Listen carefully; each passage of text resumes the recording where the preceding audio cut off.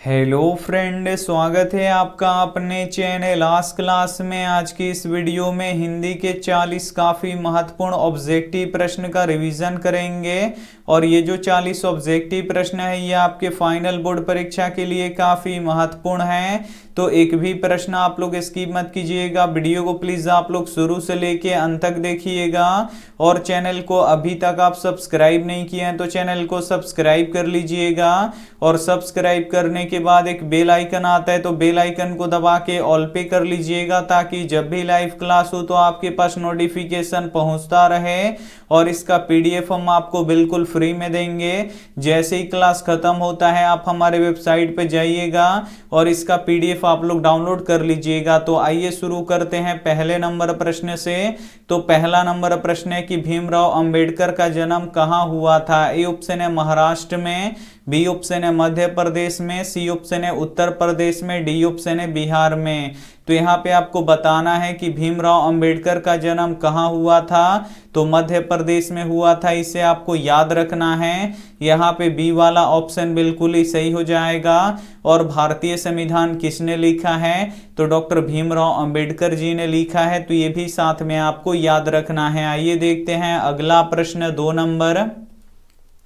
दो नंबर प्रश्न है कि खोखा का दूसरा नाम क्या है। ए ऑप्शन है मदन, बी ऑप्शन है कासू, सी ऑप्शन है केसु, डी ऑप्शन है इनमें से कोई नहीं।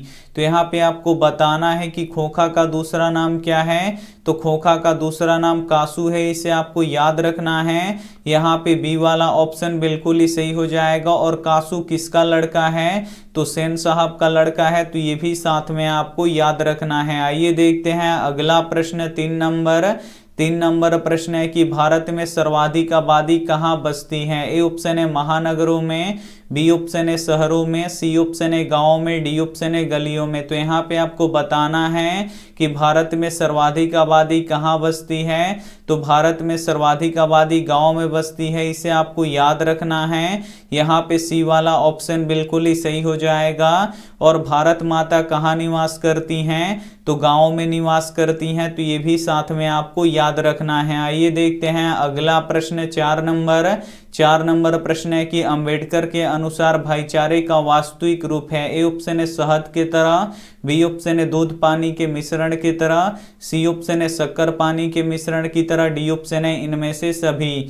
तो यहाँ पे आपको बताना है कि अंबेडकर के अनुसार भाईचारे का वास्तविक रूप है तो दूध पानी के मिश्रण की तरह है, इसे आपको याद रखना है। यहाँ पे बी वाला ऑप्शन बिल्कुल ही सही हो जाएगा। और श्रम विभाजन जाति प्रथा के लेखक कौन है, तो डॉक्टर भीमराव अंबेडकर हैं। तो ये भी साथ में आपको याद रखना है। आइए देखते हैं अगला प्रश्न, पाँच नंबर प्रश्न है कि वारेन हेस्टिंग्स कहाँ का गवर्नर जनरल था। ए ऑप्शन है भारत का, बी ऑप्शन है यूनान का, सी ऑप्शन है श्रीलंका का, डी ऑप्शन है जर्मनी का। तो यहाँ पे आपको बताना है कि वारेन हेस्टिंग्स कहाँ का गवर्नर जनरल था, तो भारत का था, इसे आपको याद रखना है। यहाँ पे ए वाला ऑप्शन बिल्कुल ही सही हो जाएगा।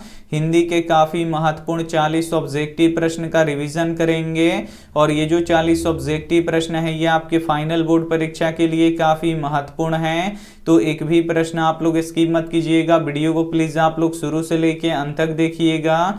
और वीडियो को अभी तक आप लाइक नहीं किए तो प्लीज़ आप लोग वीडियो को लाइक भी कर दीजिएगा। आइए देखते हैं अगला प्रश्न,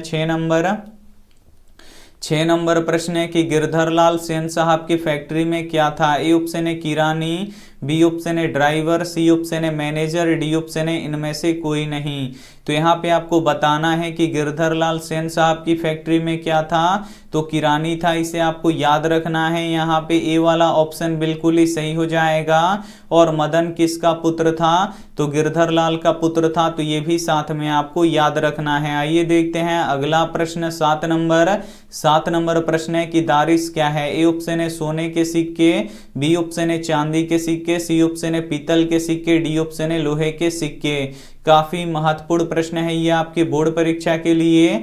यहाँ पे आपको बताना है कि दारिश क्या है, तो दारिश सोने के सिक्के हैं, इसे आपको याद रखना है। यहाँ पे ए वाला ऑप्शन बिल्कुल ही सही हो जाएगा। और दारिश नामक सोने के सिक्कों से भरा घड़ा किसे मिला था, तो वारेन हेस्टिंग्स को मिला था। तो ये भी साथ में आपको याद रखना है। आइए देखते हैं अगला प्रश्न, 8 नंबर प्रश्न है कि भाईचारे का दूसरा नाम कौन सा है? ए ऑप्शन है लोकतंत्र, बी ऑप्शन है श्रम, सी ऑप्शन है समूह, डी ऑप्शन है राजतंत्र। तो यहाँ पे आपको बताना है कि भाईचारे का दूसरा नाम कौन सा है, तो लोकतंत्र है, इसे आपको याद रखना है। यहाँ पे ए वाला ऑप्शन बिल्कुल ही सही हो जाएगा। आइए देखते हैं अगला प्रश्न 9 नंबर प्रश्न है कि सच्चा भारत कहाँ बसता है? ए ऑप्शन है शहरों में, बी ऑप्शन है महानगरों में, सी ऑप्शन है गाँव में, डी ऑप्शन है सरायों में।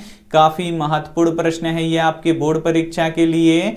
यहाँ पे आपको बताना है कि सच्चा भारत कहाँ बसता है, तो गांव में बसता है, इसे आपको याद रखना है। यहाँ पे सी वाला ऑप्शन बिल्कुल ही सही हो जाएगा। आइए देखते हैं अगला प्रश्न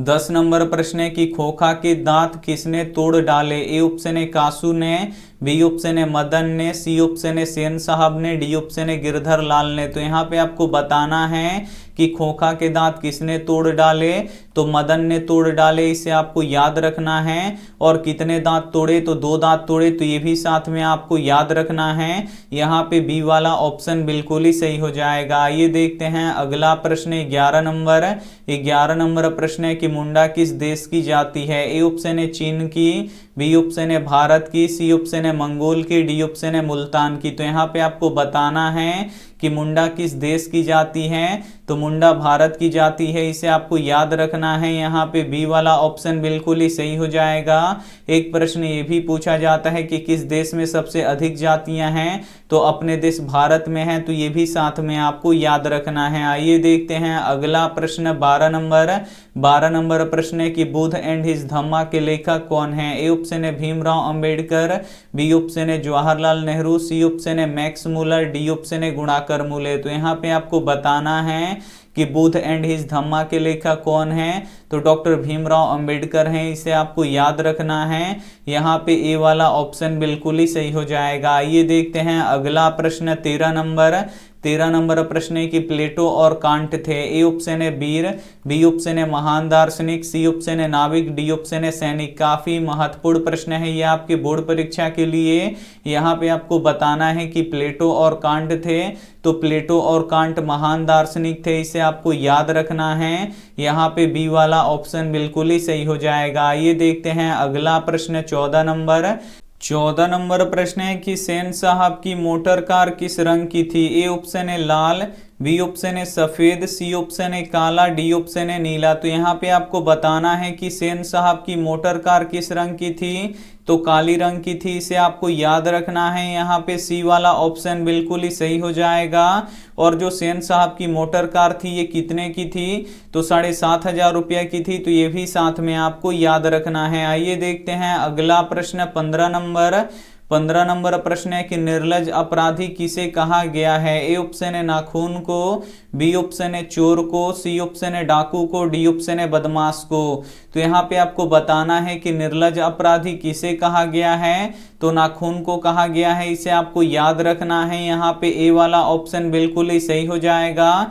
और मनुष्य का प्राचीनतम हथियार कौन सा है, तो नाखून है, तो ये भी साथ में आपको याद रखना है। हिंदी के काफी महत्वपूर्ण 40 ऑब्जेक्टिव प्रश्न का रिवीजन करेंगे, तो एक भी प्रश्न आप लोग स्किप मत कीजिएगा। वीडियो को प्लीज आप लोग शुरू से लेके अंत तक देखिएगा, क्योंकि ये जो 40 ऑब्जेक्टिव प्रश्न है ये आपके फाइनल बोर्ड परीक्षा के लिए काफी महत्वपूर्ण है। और वीडियो को अभी तक आप लाइक नहीं किए तो प्लीज आप लोग वीडियो को लाइक भी कर दीजिएगा। आइए देखते हैं अगला प्रश्न 16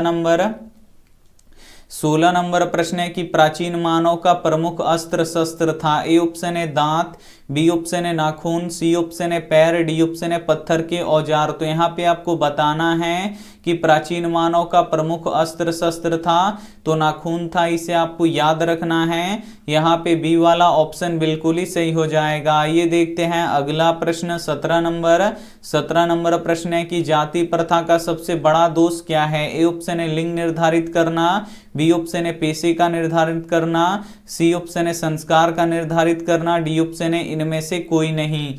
तो यहाँ पे आपको बताना है कि जाति प्रथा का सबसे बड़ा दोष क्या है, तो पेशे को निर्धारित करना है, इसे आपको याद रखना है। यहाँ पे बी वाला ऑप्शन बिल्कुल ही सही हो जाएगा। ये देखते हैं अगला प्रश्न 18 नंबर प्रश्न है कि मदन के लिए क्या खाना मामूली बात है। ए ऑप्शन है प्यार, बी ऑप्शन है मार, सी ऑप्शन है दुलार, डी ऑप्शन है दुदकार। तो यहाँ पे आपको बताना है कि मदन के लिए क्या खाना मामूली बात है। तो मदन के लिए मार खाना मामूली बात है, इसे आपको याद रखना है। यहाँ पे बी वाला ऑप्शन बिल्कुल ही सही हो जाएगा। ये देखते हैं अगला प्रश्न 19 नंबर प्रश्न है कि नाखून क्यों बढ़ते हैं। यह प्रश्न लेखक से किसने पूछा। ए ऑप्शन है पत्नी ने, बी ऑप्शन है बेटे ने, सी ऑप्शन है बेटी ने, डी ऑप्शन है भाई ने। काफी महत्वपूर्ण प्रश्न है ये आपके बोर्ड परीक्षा के लिए। यहाँ पे आपको बताना है कि नाखून क्यों बढ़ते हैं। यह प्रश्न लेखक से कौन पूछा, तो छोटी बेटी ने पूछा, इसे आपको याद रखना है। यहाँ पे सी वाला ऑप्शन बिल्कुल ही सही हो जाएगा। ये देखते हैं अगला प्रश्न 20 नंबर प्रश्न है कि झोपड़ी और महल के लड़ाई में अक्सर कौन जीतता है। ए ऑप्शन है झोपड़ी वाले, बी ऑप्शन है महल वाले, सी ऑप्शन है गली वाले, डी ऑप्शन है इनमें से कोई नहीं। तो यहाँ पे आपको बताना है कि झोपड़ी और महल के लड़ाई में अक्सर कौन जीतता है, तो महल वाले जीतते हैं, इसे आपको याद रखना है। यहाँ पे बी वाला ऑप्शन बिल्कुल ही सही हो जाएगा। ये देखते हैं अगला प्रश्न 21 नंबर प्रश्न है कि भारतीय संविधान किसने लिखा। ए ऑप्शन है महात्मा गांधी ने, बी ऑप्शन है भीमराव अंबेडकर ने, सी ऑप्शन है जवाहरलाल नेहरू ने, डी ऑप्शन है इनमें से कोई नहीं। तो यहाँ पे आपको बताना है कि भारतीय संविधान किसने लिखा, तो बाबा साहेब भीमराव अंबेडकर ने लिखा, इसे आपको याद रखना है। यहाँ पे बी वाला ऑप्शन बिल्कुल ही सही हो जाएगा। ये देखते हैं अगला प्रश्न 22 नंबर प्रश्न है कि हिरोशिमा कहाँ स्थित है। ए ऑप्शन है चीन में, बी ऑप्शन है जर्मनी में, सी ऑप्शन है नेपाल में, डी ऑप्शन है जापान में। तो यहाँ पे आपको बताना है कि हिरोशिमा कहाँ स्थित है, तो हिरोशिमा जापान में स्थित है। यहाँ पे डी वाला ऑप्शन बिल्कुल ही सही हो जाएगा। और हिरोशिमा पर ही परमाणु बम अमेरिका ने गिराया था, तो ये भी साथ में आपको याद रखना है। आइए देखते हैं अगला प्रश्न 23 नंबर प्रश्न है कि दधीची के हड्डी से क्या बना था। ए ऑप्शन है तलवार, बी ऑप्शन है त्रिशूल, सी ऑप्शन है इंद्र का वज्र, डी ऑप्शन है कुछ भी नहीं। तो यहाँ पे आपको बताना है कि दधीची के हड्डी से क्या बना था, तो इंद्र का वज्र बना था, इसे आपको याद रखना है। यहाँ पे सी वाला ऑप्शन बिल्कुल ही सही हो जाएगा। ये देखते हैं अगला प्रश्न 24 नंबर प्रश्न है कि सोफर का अर्थ क्या होता है। ए ऑप्शन है सभ्यता, बी ऑप्शन है संबंध, सी ऑप्शन है निर्देशक, डी ऑप्शन है ड्राइवर। तो यहाँ पे आपको बताना है कि सोफर का अर्थ क्या होता है, तो सोफर का अर्थ ड्राइवर होता है, इसे आपको याद रखना है। यहाँ पे डी वाला ऑप्शन बिल्कुल ही सही हो जाएगा। ये देखते हैं अगला प्रश्न 25 नंबर प्रश्न है कि हजारी प्रसाद द्विवेदी को किस पे गर्व है। ए ऑप्शन है भारतीय परंपराओं पर, बी ऑप्शन है भारतीय सैनिकों पर, सी ऑप्शन है भारतीय लोक नृत्यों पर, डी ऑप्शन है इनमें से कोई नहीं। तो यहाँ पे आपको बताना है कि हजारी प्रसाद द्विवेदी को किस पे गर्व है, तो भारतीय परंपराओं पर गर्व है, इसे आपको याद रखना है। यहाँ पे ए वाला ऑप्शन बिल्कुल ही सही हो जाएगा। ये देखते हैं अगला प्रश्न 26 नंबर प्रश्न है कि सबसे प्राचीनतम भाषा कौन सी है। ए ऑप्शन है हिंदी, बी ऑप्शन है संस्कृत, सी ऑप्शन है अंग्रेजी, डी ऑप्शन है उर्दू। तो यहाँ पे आपको बताना है कि सबसे प्राचीनतम भाषा कौन सी है, तो संस्कृत है, इसे आपको याद रखना है। यहाँ पे बी वाला ऑप्शन बिल्कुल ही सही हो जाएगा। और हिंदी किस लिपि में लिखी जाती है, तो देवनागरी लिपि में लिखी जाती है, इसे आपको याद रखना है। और अंग्रेजी रोमन लिपि में लिखी जाती है, तो ये भी साथ में आपको याद रखना है। आइए देखते हैं अगला प्रश्न 27 नंबर प्रश्न है कि मैक्स मूलर कहाँ के रहने वाले थे। ए ऑप्शन है भारत के, बी ऑप्शन है पाकिस्तान के, सी ऑप्शन है जर्मनी के, डी ऑप्शन है अमेरिका के। तो यहाँ पे आपको बताना है कि मैक्स मूलर कहाँ के रहने वाले थे, तो जो मैक्स मूलर थे ये जर्मनी के रहने वाले थे, इसे आपको याद रखना है। यहाँ पे सी वाला ऑप्शन बिल्कुल ही सही हो जाएगा। ये देखते हैं अगला प्रश्न 28 नंबर प्रश्न है कि हिंदी किस लिपि में लिखी जाती है। ए ऑप्शन है ब्राह्मी लिपि में, बी ऑप्शन है देवनागरी लिपि में, सी ऑप्शन है रोमन लिपि में, डी ऑप्शन है गुरुमुखी लिपि में। तो यहाँ पे आपको बताना है कि हिंदी किस लिपि में लिखी जाती है, तो हिंदी देवनागरी लिपि में लिखी जाती है, यहाँ पे बी वाला ऑप्शन बिल्कुल ही सही हो जाएगा। और पंजाबी किस लिपि में लिखी जाती है, तो गुरुमुखी लिपि में लिखी जाती है, तो ये भी साथ में आपको याद रखना है। आइए देखते हैं अगला प्रश्न 29 नंबर। 29 नंबर प्रश्न है कि नागरी लिपि के आरंभिक लेख कहाँ से मिलते हैं। ए ऑप्शन है पूर्वी भारत से, बी ऑप्शन है पश्चिमी भारत से, सी ऑप्शन है दक्षिणी भारत से, डी ऑप्शन है उत्तरी भारत से। तो यहाँ पे आपको बताना है कि नागरी लिपि के आरंभिक लेख कहाँ से मिलते हैं, तो दक्षिणी भारत से मिलते हैं, इसे आपको याद रखना है। यहाँ पे सी वाला ऑप्शन बिल्कुल ही सही हो जाएगा। ये देखते हैं अगला प्रश्न 30 नंबर।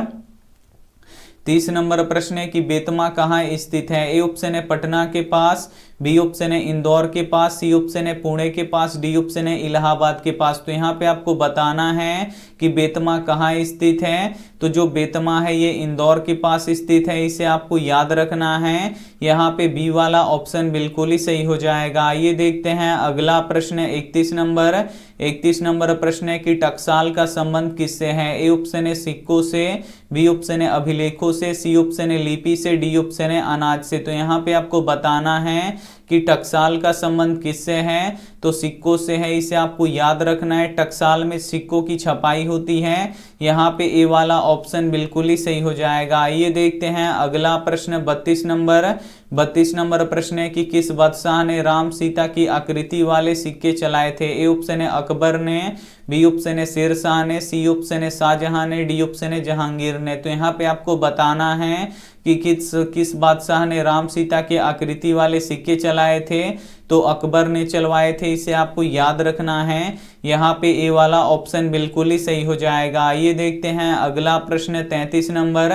33 नंबर प्रश्न है कि मंगमा क्या काम करती थी। ए ऑप्शन है मछली बेचती थी, बी ऑप्शन है गीत गाती थी, सी ऑप्शन है दही बेचती थी, डी ऑप्शन है नाच करती थी। तो यहाँ पे आपको बताना है कि मंगमा क्या काम करती थी, तो मंगमा दही बेचती थी, इसे आपको याद रखना है। यहाँ पे सी वाला ऑप्शन बिल्कुल ही सही हो जाएगा। ये देखते हैं अगला प्रश्न 34 नंबर। प्रश्न है कि अमराई का कुआं कहाँ स्थित है। ए ऑप्शन है रास्ते में, बी ऑप्शन है शहर में, सी ऑप्शन है रंगपा के खेत में, डी ऑप्शन है इनमें से कोई नहीं। काफी महत्वपूर्ण प्रश्न है ये आपके बोर्ड परीक्षा के लिए। यहाँ पे आपको बताना है कि अमराई का कुआं कहाँ स्थित है, तो अमराई का कुआं रास्ते में स्थित है, यहाँ पे ए वाला ऑप्शन बिल्कुल ही सही हो जाएगा। ये देखते हैं अगला प्रश्न 36 नंबर। 36 नंबर प्रश्न है कि मंगमा को किससे विवाद था। ए ऑप्शन है पति से, बी ऑप्शन है बेटे से, सी ऑप्शन है बहू से, डी ऑप्शन है पोते से। तो यहाँ पे आपको बताना है कि मंगमा को किससे विवाद था, तो अपनी बहू नजम्मा से विवाद था, इसे आपको याद रखना है। यहाँ पे सी वाला ऑप्शन बिल्कुल ही सही हो जाएगा। ये देखते हैं अगला प्रश्न 37 नंबर। 37 नंबर प्रश्न है कि मंगम्मा कैसी थी। ए ऑप्शन है आस्तिक, बी ऑप्शन है नास्तिक, सी ऑप्शन है अंधविश्वासी, डी ऑप्शन है डायन। तो यहाँ पे आपको बताना है कि मंगमा कैसी थी, तो जो मंगमा थी ये अंधविश्वासी थी, इसे आपको याद रखना है। यहाँ पे सी वाला ऑप्शन बिल्कुल ही सही हो जाएगा। ये देखते हैं अगला प्रश्न 38 नंबर। 38 नंबर प्रश्न है कि सत्य के साथ मेरा प्रयोग किसकी रचना है। ए ऑप्शन है जवाहरलाल नेहरू की, बी ऑप्शन है रविंद्रनाथ टैगोर की, सी ऑप्शन है महात्मा गांधी की, डी ऑप्शन है सरदार पटेल की। तो यहाँ पे आपको बताना है कि सत्य के साथ मेरा प्रयोग किसकी रचना है, तो ये महात्मा गांधी जी की रचना है, इसे आपको याद रखना है। यहाँ पे सी वाला ऑप्शन बिल्कुल ही सही हो जाएगा। ये देखते हैं अगला प्रश्न 39 नंबर। 39 नंबर प्रश्न है कि शहंशाह किस तरह के आदमी थे। ए ऑप्शन है अहंकारी, बी ऑप्शन है तानाशाह, सी ऑप्शन है मूर्ख, डी ऑप्शन है विद्वान। तो यहाँ पे आपको बताना है कि शहंशाह किस तरह के आदमी थे, तो तानाशाह किस्म के आदमी थे, इसे आपको याद रखना है। यहाँ पे बी वाला ऑप्शन बिल्कुल ही सही हो जाएगा। ये देखते हैं अंतिम प्रश्न 40 नंबर। 40 नंबर प्रश्न है कि मेघदूत का जर्मनी में अनुवाद किसने किया। ए ऑप्शन है वारेन हेस्टिंगस ने, बी ऑप्शन है जनरल कनिंघम ने, सी ऑप्शन है मैक्स मूलर ने, डी ऑप्शन है विलियम जोन्स ने। तो यहाँ पे आपको बताना है कि मेघदूत का जर्मनी में अनुवाद किसने किया, तो मेघदूत का जर्मनी में अनुवाद मैक्स मूलर ने किया, इसे आपको याद रखना है। यहाँ पे सी वाला ऑप्शन बिल्कुल ही सही हो जाएगा। यहाँ पे काफी महत्वपूर्ण 40 ऑब्जेक्टिव प्रश्न का रिवीजन कर चुके हैं और ये जो 40 ऑब्जेक्टिव प्रश्न है ये आपके फाइनल बोर्ड परीक्षा के लिए काफी महत्वपूर्ण है। तो इसमें से जो भी प्रश्न आपको याद ना हो तो प्लीज आप लोग उसे नोटबुक पे लिख के जरूर याद कर लीजिएगा। और जैसे ही क्लास अभी खत्म होगा तो आप हमारे वेबसाइट पे जाइएगा और इसका पीडीएफ आप लोग बिल्कुल फ्री में डाउनलोड कर लीजिएगा। और आइए देखते हैं यहाँ पे होमवर्क प्रश्न। होमवर्क प्रश्न है कि सेन साहब की कितनी लड़कियां थीं। ए ऑप्शन है 3, बी ऑप्शन है 5, सी ऑप्शन है 4, डी ऑप्शन है 6। तो यहाँ पे आपको बताना है कि सेन साहब की कितनी लड़कियां थीं। तो जो भी ऑप्शन आपको सही लगे वो आप हमें कमेंट करके जरूर बताइएगा। वीडियो को लाइक नहीं किए तो प्लीज आप लोग वीडियो को लाइक कीजिएगा, अपने दोस्तों के पास इस वीडियो को जरूर शेयर कीजिएगा। और चैनल को अभी तक आप सब्सक्राइब नहीं किए तो चैनल को सब्सक्राइब कर लीजिएगा। Thank you for watching. मिलते हैं अगली वीडियो में, तब तक अपना ध्यान रखिए, मन लगा के पढ़ाई कीजिए। Take care and bye.